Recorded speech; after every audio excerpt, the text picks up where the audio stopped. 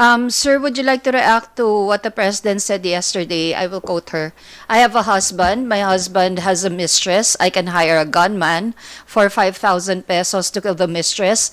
That is how, for 5,000 pesos, that is how bad gun violence in the Philippines is. And that is, again, yes, EJK. So how can you say that all your listed victims, all your listed complainants are supposed victims of the drug war? It can be that it is a crime against passion. It can be murder because of a third party in a relationship. It can be plain hold up. So how can they say now that all the victims that all the victims there are victims of the drug war that is supposed to be a crime against humanity? I do not want to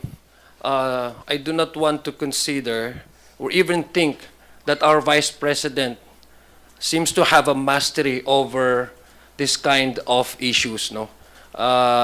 Ayaw ko sanang tanggapin ng ating vice presidente ay mukhang meron siyang mga mastery doon sa patayan sa kalsada, no? Pagdating sa kaharasan, violence, I do not want to consider her having this knowledge and this mastery. Pero the opposite speaks otherwise. Siya po mismo ang naglalatag. Ang unang katanungan po ng ating taong bayan, paano po niya ito nalalaman to a point na detalyado ang kanyang pag-i-illustrate, no?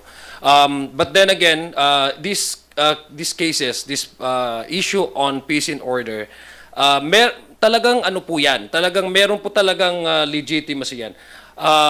At meron po talagang ginagawa ang ating ahensya, ang kapulisan, para po sugpuin ang ganitong violence.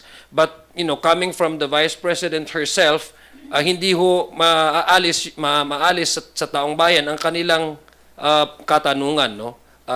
Again, considering that we just concluded the Article 4, which is grave threat, ito'y nagpapatunay na lamang na pagdating sa mga pagbanta o pangyayaring karahasan sa kalsada ay mukhang meron po siyang kaalaman dito. Well, again, with respect, I think the Vice President has a violent mind. Hindi ba? She's being prosecuted today on threats. The last thing I think any person being investigated on threats to do would be to talk about threats, no? At yun exactly yung pinag-usapan na naman po niyang muli. Yung pong contracting a killer for 5,000. And the question is being asked of her, ito ho ba yung presyo na iginawad ng ating pong pangalang Pangulo nung siya po ay nagbanta laban sa Pangulo at sa kanya pong pamilya? Is the price of the life of the President 5,000 pesos only? Hindi ba? Yan ho ba yung exact mechanism kung paano ho niya yan ginawa nung nagbanta siya sa Pangulo at sa kanya pong pamilya? Yun po yung una. Pero pangalawa, speaking entirely on gun violence and EJ case, alam po ninyo, very documented po yung laman nung pong complaint, asunto laban sa dating Pangulong Rodrigo Duterte. Hindi po yan dahil may mga nag-away lang pong mag-asawa. Yung po mga namatay po doon, namatay dahil nanlaban sila supposedly sa mga law enforcement na nag-implement po ng Duterte drug war. Hindi ho mababaw yung dahilan kung bakit ho siya nakakulong ngayon sa dahig. No? So, hindi ho natin papayagan na pababawin ng atin pong pangalang Pangulo yung pong pagkakamatay ng napakaraming mga Pilipino dito po sa Duterte drug war.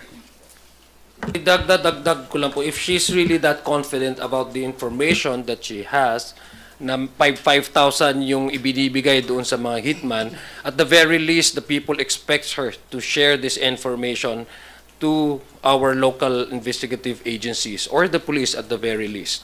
Kung meron po siyang ganito, mga impormasyon. Para po, kung yun naman po yung intention niya talaga, para masulba itong mga ganitong klaseng pangyayari sa kalsada, bilang Vice President, she does not really need to be an ally of any administration for that matter her office, being a public office, demands that she at least, no, shares this information if that is what she intends to prove na para mawala itong ganitong klaseng karahasan ito sa kalsada ng nangyayari.